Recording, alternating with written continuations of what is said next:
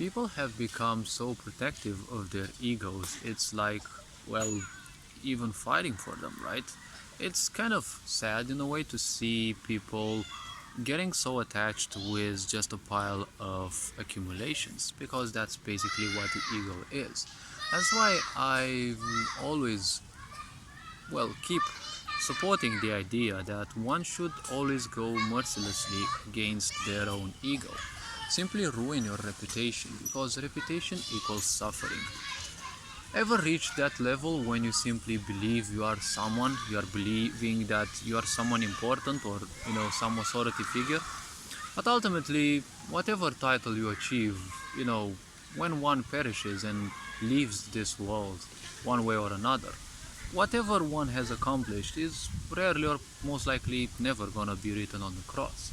So the point is, even if you have become someone well known, that you've won a place in history, it's still not necessarily gonna make you feel any way differently after one simply leaves their physical body. Realizing that life is limited in the sense of time, well, that is one of the greatest things possible, because once this has been realized, there is simply no way for ignorance within an individual. What is the greatest potential that one can reach, right? That should be one of the best questions. When it comes to the ego is just a construct that we have created. It is just an accumulation of ideas.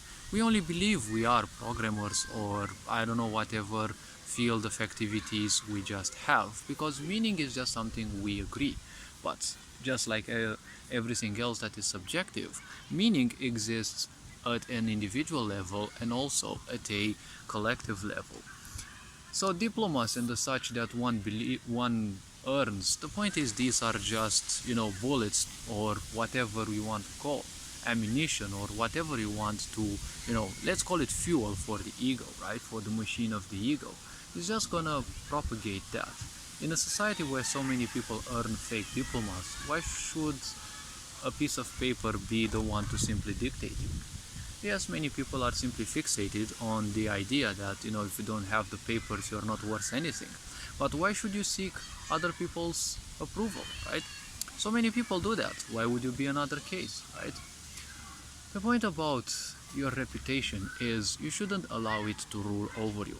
Many people fail to create successful YouTube accounts because, well, the only thing they know is they have to do literally everything possible to serve the machine, right?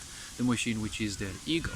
And the ego ultimately ends up as a big excuse, right? Because everything that happens bad in your life, there is always victimization, right? It's always the ego that got in your way, or it's always some kind of demon, or whatever little possession the mind can invent, right? So the point about reputation only means suffering, because when people function by the point of a reputation, the only purpose they have is a compulsion. They must defend that reputation. That reputation suddenly becomes more important than creation, more important than their life. So therefore they will simply become fanatics over it. Fanaticism has its own dose of ignorance, and the problem is, just like any type of ignorance, well, it always comes with suffering. There is no other way.